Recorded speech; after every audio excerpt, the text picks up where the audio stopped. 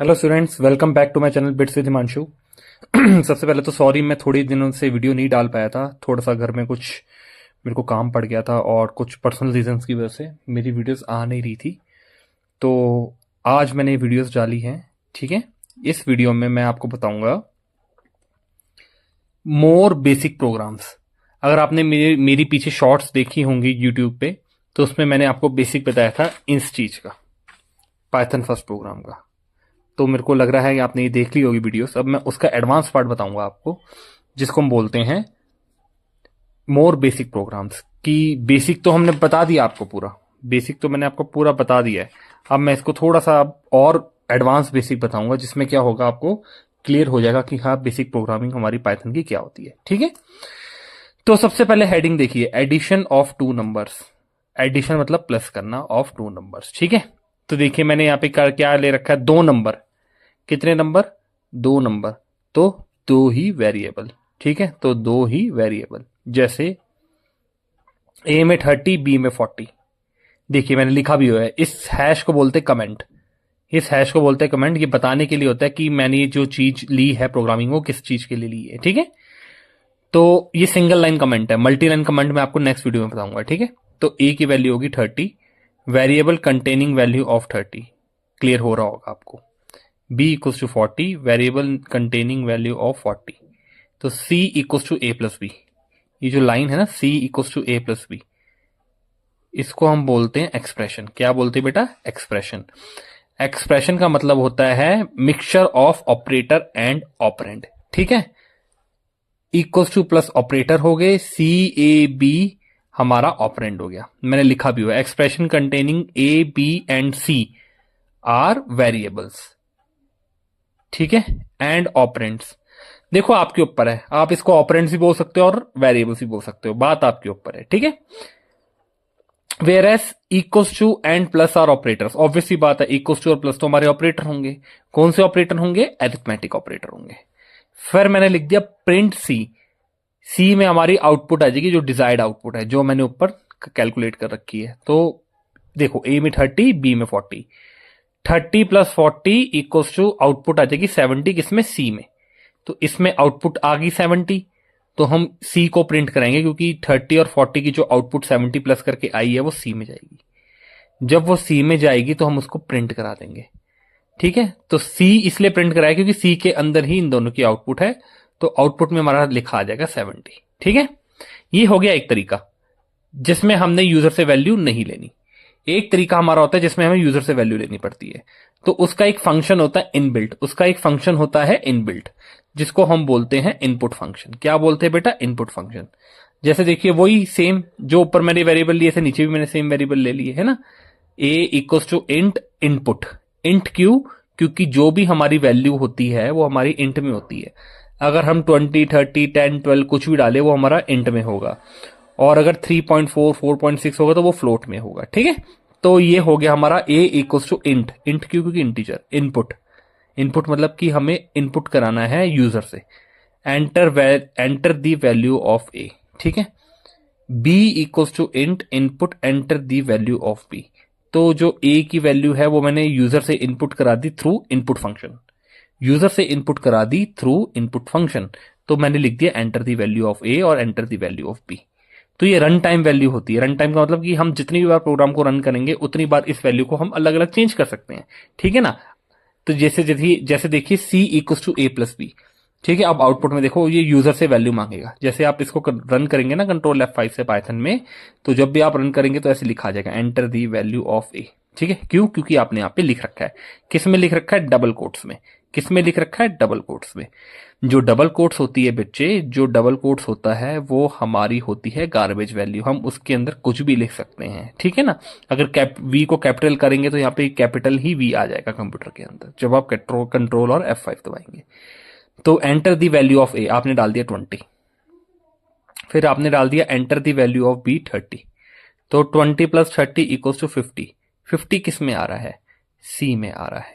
ठीक है, तो इसलिए हमारा जो सी वेरिएबल है वो 50 वैल्यू जो होगी वो ऐसे प्रिंट होके आ जाएगी। ठीक है, तो ये हो गया हमारे addition of two numbers by two different methods. पहला मेथड कि हम वेरिएबल को प्रोग्रामिंग के अंदर ही ले ले, और दूसरा मेथड कि हम उस वेरिएबल को यूजर से इनपुट कराएं। ठीक है, तो ये हो गया हमारा addition of two numbers using input function and using variable in programming. Okay, अब आइए थर्ड प्रोग्राम, सिंपल इंटरेस्ट। अगर आपने 6th और 7th क्लास, ऑब्वियसली बात है आप तो पास करके आए होंगे, तो उसमें एक ना फॉर्मूला होता है सिंपल इंटरेस्ट का। आपको पता ही है सिंपल इंटरेस्ट क्या होता है, P for principal, R for rate, T for time, divide by 100। ठीक है, अब इसको देखिए, इसको भी करने के दो तरीके हैं, पर जो मेन तरीका मैंने उससे किया है इंट इनपुट लेके।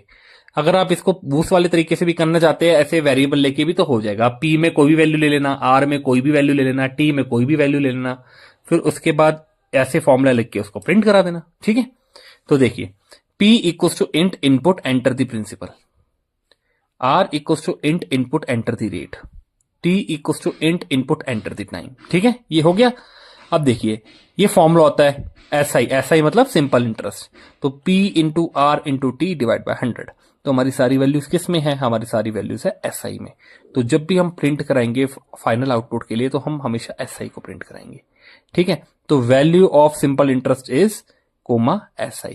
तो इससे क्या होगा बेटा, हमारा सिंपल इंटरेस्ट का जो हमारा प्रोग्राम है वो रन हो जाएगा और हमारी वैल्यूज जो है वो निकल जाएगी। ठीक है, ये आप इसको कंप्यूटर में करके देख सकते हैं। ठीक है, ऐसे कोई इशू नहीं होगा, सबके पास ही कंप्यूटर होता है। जैसे मान लीजिए किसी के पास कंप्यूटर नहीं है, तो वो ऑनलाइन भी पाइथन कंपाइलर डालेगा, तो उसमें भी वो आराम से रन कर सकता है सब चीजें लिख के। ठीक है, तो अब तो टेक्नोलॉजी बहुत आगे बढ़ गई है। अब हम चौथा पॉइंट पढ़ते हैं, एरिया ऑफ सर्कल। अब हम पढ़ते हैं चौथा point, area of circle. Area of circle का सबको फॉर्मूला पता ही है, फिर भी मैं चलो एक बार लिख देता हूं। इसका फॉर्मूला होता है पाई आर स्क्वायर। ठीक है, ये फॉर्मूला होता है एरिया ऑफ सर्कल का। तो एरिया ऑफ सर्कल को करने के ना दो तरीके हैं, वैसे तो तीन तरीके हैं, पर तीसरा वाला तरीका बेसिक है जो आप कर भी लोगे अपनी तरफ से, पर मैं आपको जो मेन तरीके हैं वो बताता हूं। तो सबसे पहला तरीका है मैथ मॉड्यूल और दूसरा है नमपाई। ठीक है ना, नम मतलब नंबर, पी मतलब पाइथन। ठीक है ना, तो एक होता है हमारा मैथ मॉड्यूल, एक होता है हमारा नमपाई। तो सबसे पहले हम मैथ मॉड्यूल से देखते हैं। ठीक है, हमें कोई भी मॉड्यूल को अगर प्रोग्राम में करना है तो हमें हमेशा इंपोर्ट फंक्शन लगाना पड़ेगा। हमें हमेशा इंपोर्ट फंक्शन लगाना पड़ेगा। जैसे मैंने लिख दिया इंपोर्ट मैथ, इंपोर्ट मैथ लिख दिया और रेडियस डाल दिया 5। देखिए मैंने कमेंट में लिख भी रखा है रेडियस। ठीक है, अब हमने एक और वेरिएबल लिया एरिया इक्वल्स टू, हमने कौन सा मॉड्यूल कॉल कराया है, मैथ, तो इसलिए हम यहाँ पे लिखेंगे मैथ। और ये जो मैंने डॉट लगा रखा है, डॉट हमारा क्या करता है, इस फंक्शन को कॉल, सॉरी इस मॉड्यूल को कॉल करेगा। ठीक है, मैथ डॉट। अब देखो मैंने मैथ के अंदर भी बहुत सारे हमारे मॉड्यूल्स होते हैं, जैसे पाई हो गया, स्क्वायर रूट हो गया, क्यूब रूट हो गया, है ना। ये इसकी मैं एक और लॉन्ग वीडियो बना के डालूंगा आपको अच्छे से, जिससे आपको ये बताऊंगा कि मैथ मॉड्यूल के अंदर हमारे कौन कौन से फंक्शंस आते हैं। एक आता है हमारा पाई, एक आता है स्क्वायर रूट, क्यूब रूट, बहुत सारे फंक्शंस आते हैं। तो अभी हम फिलहाल इतना डीप में नहीं जाते, तो हम सबसे पहले लिखेंगे मैथ, क्योंकि मैंने यहाँ पे डिक्लेयर कर रखा है मैथ। ठीक है, मैथ डिक्लेयर करके मैंने लगा दिया यहाँ पे डॉट पाई। पाई क्यों लगाया, क्योंकि आपको पता ही है पाई 22/7 या 3.14 इंटू मैथ। मैथ लगा दिया मैंने क्योंकि मैथ मॉड्यूल है, और डॉट लगा दे पीओडब्ल्यू। पीओडब्ल्यू का मतलब हो गया बेटा पावर, क्योंकि यहाँ पे आर का क्या होता है, स्क्वायर। तो मैंने यहाँ पे आर डाल रखा है 5। तो मैंने यहाँ पे जब मैं आर डालूंगा तो जो 5 है ये आर के अंदर आ जाएगा, और 2 का मतलब हो गया बेटा उसकी पावर। ठीक है ना, 2 का मतलब हो गया उसकी पावर। जैसे देखिए आर के अंदर 5 है, मैं यहाँ पे कमेंट में आपको बता देता हूँ, जैसे ये हैशटैग लगाया, आर के अंदर 5 है। ठीक है ना, तो 5, ठीक है ना। अब 5 का square means 5 into 5 equals to 25, तो इसलिए यहाँ पे 25 लिखा आ जाएगा। ठीक है ना, तो ये हो गया हमारा पीओडब्ल्यू। क्यों लिखा है, क्योंकि पावर फंक्शन है। पावर में जरूरी नहीं कि स्क्वायर रूट होगी, स्क्वायर रूट ही हो गया, क्यूब रूट भी हो सकता है, क्वाड्रेटिक रूट भी हो सकता है, कितने भी रूट्स हो सकते हैं। 5 6 भी लगाओगे तो उसकी पावर भी कैलकुलेट हो जाएगी। जैसे 5 की पावर 5 लगाओगे तो 5 को 5 बार मल्टीप्लाई करेगा और आंसर दिखा देगा, और फिर प्रिंट कर देगा एरिया। तो इससे क्या हो जाएगा बच्चे, हमारा जो एरिया ऑफ सर्कल है वो प्रिंट होके आ जाएगा। ठीक है, दूसरा तरीका है नमपाई। अब नमपाई क्या होता है बेटा, नमपाई ना हमारा पैकेज होता है पाइथन के अंदर।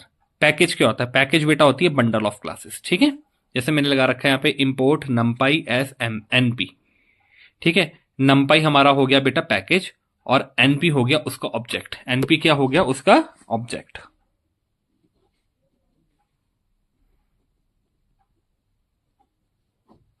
ये हो गया उसका ऑब्जेक्ट।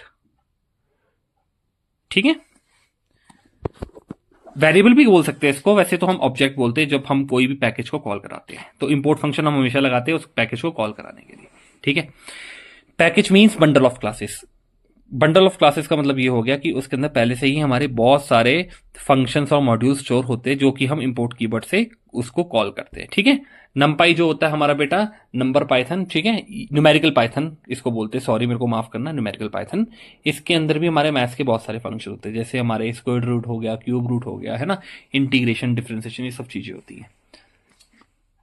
तो आर के अंदर मैंने लिखा 5 जो भी हो गया होता है हमारा रेडियस। तो एरिया मैंने वेरिएबल ले लिया, एनपी। एनपी क्यों लिया? क्योंकि मैंने यहाँ पे ऑब्जेक्ट डिक्लेयर कर रखा था, या फिर हमने वेरिएबल डिक्लेयर कर रखा था, ठीक है। जैसे ऊपर देखो मैथ डिक्लेयर कर रखा है मैंने, तो इसलिए मैंने यहाँ पे मैथ लिखा है। यहाँ पे मैंने क्या डिक्लेयर कर रखा है बेटा? यहाँ पे मैंने डिक्लेयर कर रखा है एनपी। एनपी का मतलब हो गया हमारा ऑब्जेक्ट डॉट पाई। पाई क्यों? क्योंकि इसकी वैल्यू पाई है। मल्टीप्लाई आर, आर की वैल्यू 5 है। तो देखो ये 2 मल्टीप्लाई का आपको मतलब पता ही है, इसका मतलब होता है एक्सपोनेंशियल। तो ये हमारी पावर में कन्वर्ट कर देगी। 2 का मतलब कि 5 को 2 बार मल्टीप्लाई करेंगे, तो 5 से क्या हो जाएगा बेटा? 25। जो 25 है वो हमारा प्रिंट होके आ जाएगा, ठीक है। और ये कैलकुलेशन पूरी होके हमारी एरिया जो है प्रिंट होके आ जाएगा। तो ये होता है हमारा बेटा मैथ मॉड्यूल के और नंपाई मॉड्यूल के अंदर एरिया ऑफ सर्कल निकालना। आप curve surface area of a cylinder, है ना, area of rectangle, area of square, perimeter of square, कुछ भी निकाल सकते हैं इस मेथड से, ठीक है। यूज 2 ही मेथड होंगे, मैथ मॉड्यूल और नंपाई मॉड्यूल। अब हम बात करते हैं बेटा सिंपल कैलकुलेटर की। किसकी बात करते हैं बेटा? हम सिंपल कैलकुलेटर की बात करते हैं। जैसे मान लो मैंने ए में डाल दिया 8 और बी में डाल दिया 6, ठीक है। ये हमारे 2 वेरिएबल्स हो गए, जिसमें ए में 8 है, बी में 6 है। एक मैंने वेरिएबल लिया, उसमें उसको प्लस करा दिया। ऐड मतलब ऐड, सब्ट्रैक्ट मतलब ए माइनस बी, मल्टीप्लाई मतलब ए मल्टीप्लाई बी, डिवाइड मतलब ए डिवाइड बी, ठीक है। तो मैंने प्रिंट कर दिया ऐड, सब्ट्रैक्ट, मल्टीप्लाई, डिवाइड, और ये आ गई हमारी आउटपुट, ठीक है। हम मल्टीपल वेरिएबल्स की बात करते हैं बेटा। मल्टीपल वेरिएबल्स मतलब कि वैल्यू एक, वेरिएबल एक से ज्यादा। तो मैंने इसमें 2 ले रखे, हम 3 भी ले सकते हैं, 4 भी ले सकते हैं, 5 भी ले सकते हैं, कितने भी ले सकते हैं, ठीक है। तो देखिए मैंने क्या कर रखा है, 2 वेरिएबल ले रखे पर वैल्यू 1 डाल रखी है और दोनों को प्रिंट करा दिया है। तो इसकी आउटपुट आएगी 5/5, ठीक है बच्चे। ये बच्चे बहुत कंफ्यूज होते हैं, तो इसलिए मैंने आपको अच्छे से बता दिया। अब हम बात करते हैं बेटा इंटीजर और फ्लोट टाइप्स की। जैसे देखो एज में मैंने 50 डाल दिया, 50 होता है हमारा इंटीजर वैल्यू। फिर सैलरी में मैंने 30.8 डाल दी, ये होती है हमारी फ्लोट की वैल्यू, जिसको हम बोलते हैं डेसिमल वैल्यू, ठीक है। तो प्रिंट मैंने कर दिया एज को मैं सैलरी, तो एज हमारी 50, सैलरी हमारी 30.8, ठीक है। ये हो गया हमारा इंटीजर एंड फ्लोट टाइप्स। अब थोड़े से और बेसिक्स है जो मैंने आपको एक्सप्लेन करने। जैसे ए में मैंने डाल दिया 8 प्रिंट कर दिया ए, तो ए के अंदर कितनी वैल्यू 8, वो 8 प्रिंट हो जाएगा। अगर मैं उसमें डबल कोट्स या सिंगल कोट्स लगा दूंगा, है ना, तो उससे क्या होगा, 8 प्रिंट नहीं होगा, जो डबल कोट्स के अंदर है वो ही प्रिंट होगा। जैसे डबल कोट्स के अंदर ए है तो ए ही प्रिंट होगा। ऐसा क्यों? क्योंकि जो डबल कोट्स या सिंगल कोट्स डालते हैं ना, तो पाइथन उसको गार्बेज वैल्यू मानता है। क्या मानता है बेटा? गार्बेज वैल्यू मानता है। वो एक ऐसी वैल्यू होती है जो कि हम देते हैं ताकि हमारी जो आउटपुट है वो क्लियर हो सके। तो इसके अंदर हम जो भी लिखेंगे वो ही प्रिंट होगा। अगर इसमें हम डबल कोट्स नहीं देंगे, सीधा जो भी लिखेंगे तो वो उधर से कॉल करके उसको उठा के प्रिंट करा देगा, ठीक है। तो ये हो गया हमारा बेसिक्स एक्सप्लेन्ड। अब देखिए declare character values to multiple variable. Multiple variable में हमें कैरेक्टर वैल्यूज जाननी है, जिसमें capital A to Z, small A to Z होता है, ठीक है। जैसे मैंने एक्स में लिख दिया हाई, वाई में लिख दिया पीपल। डबल कोट्स या सिंगल कोट्स हम इसलिए लगाते हैं क्योंकि इससे पता लगता है कि ये हमारा कैरेक्टर डाटा टाइप है। कौन सा डाटा टाइप है बेटा? ये हमारा है कैरेक्टर डेटा टाइप या डाटा टाइप, ठीक है। तो मैंने लिख दिया प्रिंट एक्स कोमा वाई, इससे क्या होगा, हमारा हाई और पीपल लिखा आ जाएगा। अब नीचे हम करते हैं कॉनकैटिनेशन। कॉनकैटिनेशन का मतलब होता है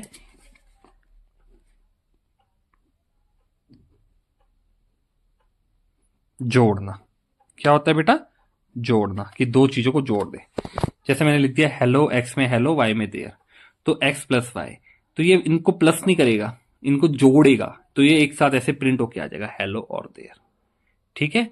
तो कॉनकैटिनेशन का मतलब होता है जोड़ना। इसके प्रोग्राम्स में आगे आपको और भी कराऊंगा, और ये थोड़ा सा अभी भी हमारा बेसिक ही चल रहा है, पर ये बिल्कुल भी बेसिक नहीं है, ये थोड़ा सा एडवांस बेसिक है जो कि आपको आना चाहिए ताकि आप बाकी की सारी प्रोग्रामिंग्स कर पाए, ठीक है। तो मैं सोचता हूं कि आपको समझ आ गई होगी ये सारी चीजें, ठीक है ना। और मैं चाहता हूं कि आप मेरी वीडियो लाइक, शेयर, सब्सक्राइब करें ताकि जो भी बच्चों को ये कंसेप्ट क्लियर नहीं है वो कंसेप्ट अपने क्लियर कर लिए, ठीक है।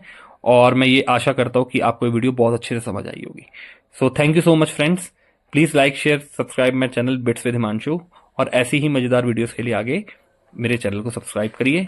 अब जो मैं आगे टॉपिक बताऊंगा वो टॉपिक होगा हमारा ऑपरेटर्स के ऊपर, और मैं आगे शुरू कराऊंगा सिलेक्शन और iteration statements. Thank you so much बच्चों।